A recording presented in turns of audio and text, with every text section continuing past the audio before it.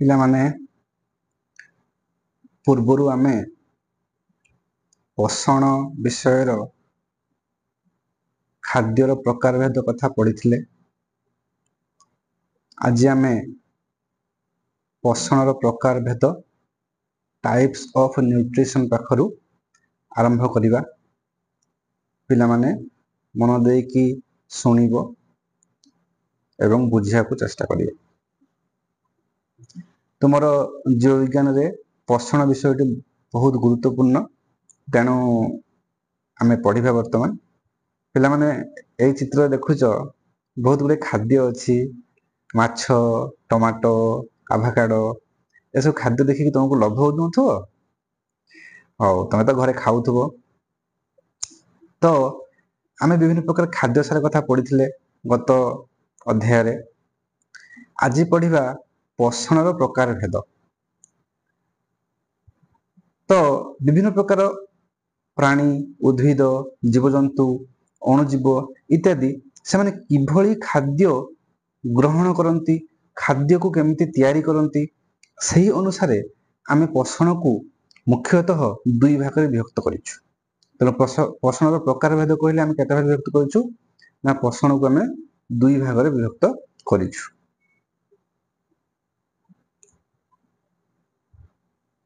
ତ ପୋଷଣକୁ ଆମେ କେତେ ଭାଗରେ ବିଭକ୍ତ କରିଛୁ? ଦୁଇ ଭାଗରେ।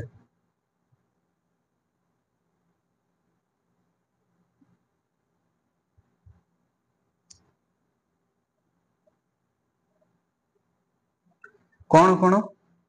ନା ତୁମର ମୋଡ୍ସ ଅଫ ନ୍ୟୁଟ୍ରିସନ, ପୋଷଣର ପ୍ରକାରଭେଦ ଦେଖ। ପୋଷଣର ପ୍ରକାରଭେଦ କହିଲେ ଆମେ କେତେ ଭାଗରେ ବିଭକ୍ତ କରୁଛୁ? ପୋଷଣକୁ ଦୁଇ ଭାଗରେ। ଗୋଟେ ହେଉଛି ସ୍ୱଭୋଜୀ ପୋଷଣ, ଆଉ ଗୋଟେ ହେଉଛି ପରଭୋଜୀ ପୋଷଣ। ଦେଖୁଛ, ଯଦି ଆମେ କହିବା ମୋଡ୍ସ ଅଫ ନ୍ୟୁଟ୍ରିସନ, କେତେ? ଅଟୋଟ୍ରୋପିକ ଆଣ୍ଡ ହେଟରୋଟ୍ରୋପିକ। ଅଟୋଟ୍ରୋପିକ ନ୍ୟୁଟ୍ରିସନ କହିଲେ କଣ ବୁଝ? ତୁମେ ଜାଣିଛ ଅଟୋଟ୍ରୋପିକ ନ୍ୟୁଟ୍ରିସନ ବା ସ୍ୱଭୋଜୀ ପୋଷଣ କଣ? ନା ଯିଏ ନିଜ ଖାଦ୍ୟ ନିଜେ ପ୍ରସ୍ତୁତ କରେ। ଯଦି ଆମେ ଦେଖିବା ପୃଥିବୀରେ ନିଜ ଖାଦ୍ୟ ନିଜେ ପ୍ରସ୍ତୁତ କରୁଥିବା ପ୍ରାଣୀଟି କିଏ ସିଏ? ନା ନିଜେ ସବୁଜ ଉଦ୍ଭିଦ। ସବୁଜ ଉଦ୍ଭିଦ କଣ କରେ? ନା ତାହାର ପତ୍ରରେ ଥିବା କ୍ଲୋରୋଫିଲ କଣିକା ଦ୍ୱାରା ସୂର୍ଯ୍ୟାଲୋକ ଗ୍ରହଣ କରି ଅଙ୍ଗାରକାମ୍ଳକୁ ଗ୍ରହଣ କରି ସେ ତାହାର ଜୈବ ରାସାୟନିକ କ୍ରିୟା ଦ୍ୱାରା ଫଟୋସିନ୍ଥେସିସ ଯାହାକୁ କହୁଛୁ ବା ଆଲୋକ ସଂଶ୍ଳେଷଣ ପ୍ରକ୍ରିୟା ଦ୍ୱାରା ସେ ଗ୍ଲୁକୋଜ ଜାତୀୟ ଖାଦ୍ୟ ପ୍ରସ୍ତୁତ କରେ ବା ଶ୍ୱେତସାର ଜାତୀୟ ଖାଦ୍ୟ ପ୍ରସ୍ତୁତ କରେ। ତାହାକୁ ପ୍ରସ୍ତୁତ କରି ତାହାର ଗଛର ଅଂଶରେ ସଞ୍ଚିତ କରି ରଖେ, ଯାହାକୁ ଆମେ ଖାଉ। ତେଣୁ ସେଇଟା ହେଲା କଣ? ସ୍ୱଭୋଜୀ ପୋଷଣ। ଗଛ ଖାଦ୍ୟ ପ୍ରସ୍ତୁତ କରେ, ନିଜ ପାଇଁ ନିଜ ଖାଦ୍ୟ ପ୍ରସ୍ତୁତ କରେ, ଯାହାକୁ ନିଜେ ଖାଏ ଏବଂ ସେ ବଳକା ଖାଦ୍ୟକୁ ସଞ୍ଚିତ କରି ରଖେ, ଯାହାକୁ ତା ଉପରେ ନିର୍ଭର କରୁଥିବା ପ୍ରାଣୀ ମାନେ ଖାଆନ୍ତି। ଏହାକୁ କଣ କହନ୍ତି? ସ୍ୱଭୋଜୀ ପୋଷଣ। ପ୍ରଥମ ଭାଗ ଗଲା ସ୍ୱଭୋଜୀ ପୋଷଣ। ଦ୍ୱିତୀୟ ଭାଗ ଗଲା କଣ? ପରଭୋଜୀ ପୋଷଣ। ପରଭୋଜୀ ପୋଷଣ କଣ? ନା ଯିଏ ନିଜ ଖାଦ୍ୟ ନିଜେ ପ୍ରସ୍ତୁତ କରିପାରେ ନାହିଁ, ସେ ତାହାର ଖାଦ୍ୟ ପାଇଁ ଅନ୍ୟ ଉପରେ ନିର୍ଭର କରେ। ଅନ୍ୟ ଉପରେ ନିର୍ଭର କରେ ମାନେ ସେ ସ୍ୱଭୋଜୀ ଉଦ୍ଭିଦ ହେଇପାରେ ବା ଜୀବଜନ୍ତୁ ମାନେ ହେଇପାରନ୍ତି। ସେହି ପ୍ରକାର ପୋଷଣକୁ ବା ସେହି ପ୍ରକାର ଖାଦ୍ୟ ଯିଏ ଖାଏ ତାହାକୁ କଣ କହିବା? ପରଭୋଜୀ ପୋଷଣ। ତେଣୁ ଦୁଇ ପ୍ରକାର ପୋଷଣ କଥା ଆମେ ପଢିଲେ, ସ୍ୱଭୋଜୀ ପୋଷଣ, ପରଭୋଜୀ ପୋଷଣ। ସ୍ୱଭୋଜୀ ପୋଷଣ କରେ କିଏ? ସବୁଜ ଉଦ୍ଭିଦ କରେ। ଏବଂ ପରଭୋଜୀ ପୋଷଣ କରେ କିଏ? ନା ଯିଏ ସବୁଜ ଉଦ୍ଭିଦ ବା ଜୀବଜନ୍ତୁ ଉପରେ ନିଜ ଖାଦ୍ୟ ପାଇଁ ନିର୍ଭର କରେ, ସେ ହେଉଛି ପରଭୋଜୀ ପୋଷଣ। ଏଠି ଲେଖା ହେଇଛି ଦେଖ, ପରଭୋଜୀ ପୋଷଣର ଇଂରାଜୀ କଣ? ନା ହେଟରୋଟ୍ରୋପିକ ନ୍ୟୁଟ୍ରିସନ। ତାହାକୁ ତିନି ଭାଗରେ ବିଭକ୍ତ କରାଯାଇଛି, ମୁଖ୍ୟତଃ ଚାରି ଭାଗ, ଏଠି ଗୋଟେ ଭାଗ ଲେଖା ହିଁ ନାହିଁ, ଆମେ ଏହା ପରେ ପଢିବା। ତାହେଲେ ଦେଖ, ଏଠି ଆମେ କରିଛୁ କଣ?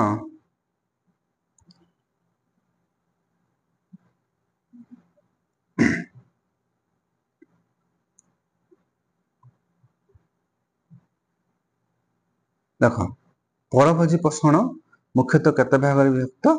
ନା ଚାରି ପ୍ରକାରର। କେତେ ପ୍ରକାରର? ଚାରି ପ୍ରକାରର। ଗୋଟେ ହେଉଛି ପ୍ରାଣୀସମ ପୋଷଣ, ଗୋଟେ ହେଉଛି ମୃତୋପଜୀବ ପୋଷଣ, ଗୋଟେ ହେଉଛି ପରଜୀବୀ ପୋଷଣ, ଗୋଟେ ହେଉଛି ସହଜୀବୀ ପୋଷଣ। ତେଣୁ ଆମେ କହିପାରିବା ପରଭୋଜୀ ପୋଷଣ, ତାହାକୁ ଆମେ କେତେ ଭାଗରେ ବିଭକ୍ତ କରୁଛୁ? ଚାରି ଭାଗରେ। ପ୍ରାଣୀସମ ପୋଷଣ, ମୃତୋପଜୀବ ପୋଷଣ, ପରଜୀବୀ ପୋଷଣ, ସହଜୀବୀ ପୋଷଣ। देख ये देख टाइप्स ऑफ हेटरोट्रॉपिक न्यूट्रिशन गोटे हूँ saprotrophic nutrition parasitic nutrition holozoic nutrition saprotrophic nutrition कौन ना तुमर एटा हूँ तुमर कौन ना मृतोपजीवीय पोषण पैरासाइटिक न्यूट्रिशन कौन ना परजीवीय पोषण होलोजिक न्यूट्रिशन कौन ना सहजीवीय पोषण ना ना होलोजिकटा हूँ प्राणीसम पोषण आउ गोटे हूँ कौन सिम्बायोटिक न्यूट्रिशन जेटा हूँ तुमर सहजीवीय पोषण आम गोटे पर गोटे पढ़ा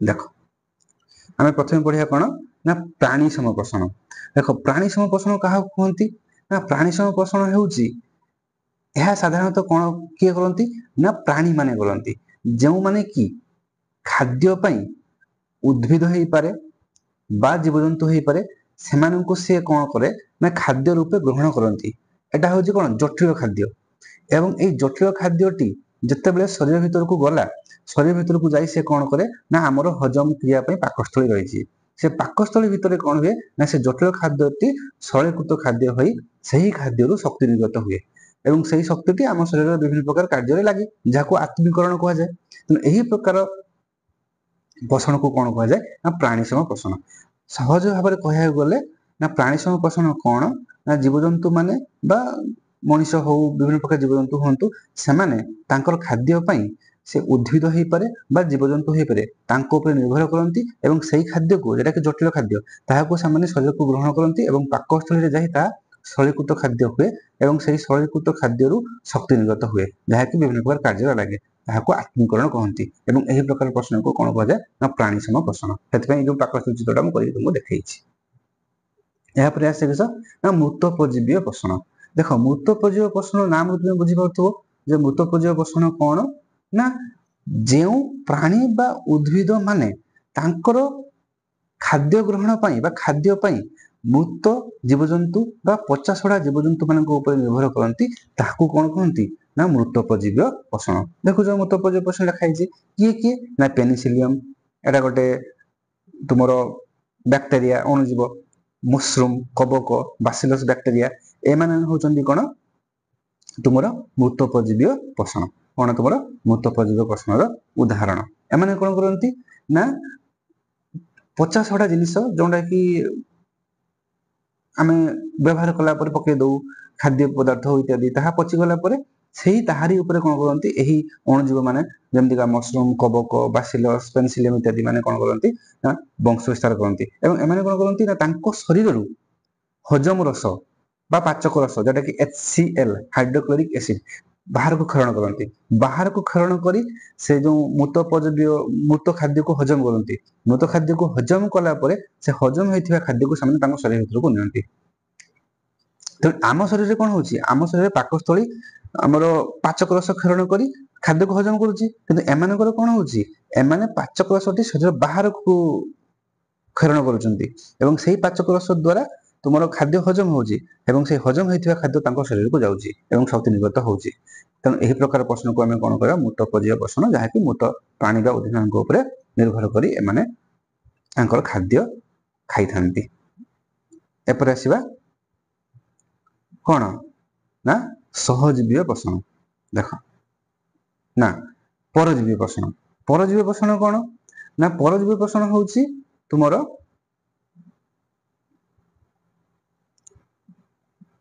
टिके देख असुविधा हो जाए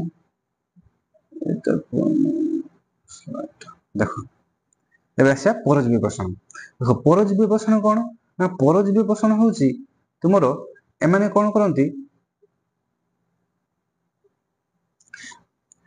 परजीवी माने किस एमाने परजीव उपरे निर्भर करती परजीव माने कौन ना एमानक पई गोटे होस्ट एनिमल बा होस्ट प्लांट दरकार दैट मीन्स एमाने जो जीव उपरे बंचिबे बा जो जीव को होस्ट भाव ग्रहण करेंगे तांकर हजम होता खाद्य को ग्रहण कर खाइबे एमाने किछि करिवेनी माने एमाने किछि खाद्य ग्रहण खाद्य हजम काम किछि करिवेनी जेमति का देख एठी मु करिछि चित्र तुम एटा एटा हजे कमंडलू गछ एटा हूँ तुम गोटे परजीवी प्राणी है एटा हूँ लटा जातीय उद्भिद एम कौन कहते खाद्य गोटे होस्ट एनिमल हो पारे होस्ट प्लांट उपर निर्भर करती से होस्ट एनिमल बा होस्ट प्लांट रो हजम होता खाद्य को से कौन करेंगे ना ग्रहण कर निजर खाद्य आवश्यकता पूर्ण करेंगे तेणु यहाँ परजीवी प्रश्न कहते जमीक आम मथारे आम मुंडे उकुणी से कौन करे रक्त शोषण करे रक्तटा हूँ कौन रक्त हजम होता खाद्य अच्छी से ग्रहण कर खाद्य ग्रहण कले तेणु उकुणी गोटे परजीवी कि प्रकार परजीवी बाह्य परजीवी जदि आम कह बैक्टेरिया विभिन्न प्रकार बैक्टेरिया आम शरीर भर प्रवेश कर गछर जो लटा बढ़ुची से लटा मैंने कौन गछर प्रस्तुत खाद्य को नहीं जीवे खाइबे निजे खाद्य तैयारी करेंगे तेणु यहाँ हूँ परजीवी पोषण बुझीगला एपर आसवा सहजीवी पोषण देख सहजीवी पोषण कौन ना सहजीवी पोषण कौन माने से दुईटा प्राणी बा दुईटा उद्भिद हो पारे बा प्राणी उद्भिद हो पारे से कौन करेंगे परस्पर सहित मिसिकी रे जड़े आउ जन को खाद्य जगुला बेले अन्य जने कौन कर खाद्य प्रस्तुत कर खाद्य प्रस्तुत ये उपादान देव जमतीका आम शरीर भितर अच्छी कौन आम बृहदंत्र अंत जो आमर कौन क्षुद्रांत्र और बृहदंत्र रही तो बृहदंत्र रही कौन आमर इस्चेरिया कोलाई किए ना इस्चेरिया कोलाई इ कोलाई आमर बृहदंत्र रही इस्चेरिया कोलाई नामक गोटे बैक्टेरिया ये देखो चित्र कराई इस्चेरिया कोलाई नामक गोटे बैक्टेरिया रही चित्रटा ये कौन करे ना बृहदंत्र रही आमर शरीर जो खाद्य हजम होगा जो अवशिष्टांश रहा से अवशिष्टांश कौन हो बृहदंत्र में पहुंचे से अवशिष्टा को ये कौन करे ना आहरी पचन कर पचन करके खाद्य से खाद्य शक्ति ग्रहण कर शक्ति ग्रहण करके निजे बचब एवं आम शरीर पर गोटे दरकारी उपादान जहाँ कौन कह जाए ना विटामिन B12 कौन विटामिन B12 बा या नाम हूँ सियानो कोबालामाइन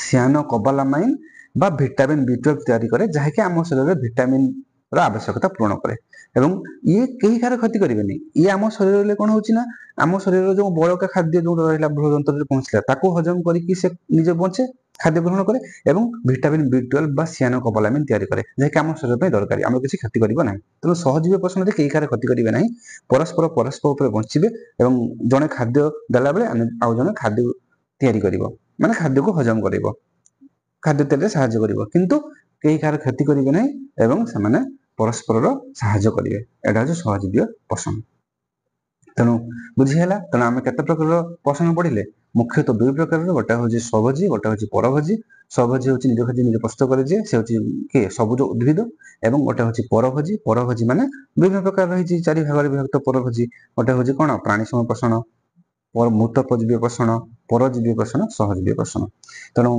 वीडियो को तुम मैंने बारंबार देखिले तुम बुझीपार एवं जदि न बुझीपार मत कमेंट कर मुझे आउ थे आउ जोटा तुम बुझीपार गोटे भिडियो नहीं आसबि यापर आम पढ़ा नेक्स्ट आमर फोटोसिंथेसिस तो पढ़ीचे यापर आउ जहाँ रही नेक्स्ट वीडियो आम पढ़ा तेणु तुम मैंने भल कि मन दे पढ़ और वीडियो को भल कि देख जदि पसंद आसला सब्सक्राइब कर लाइक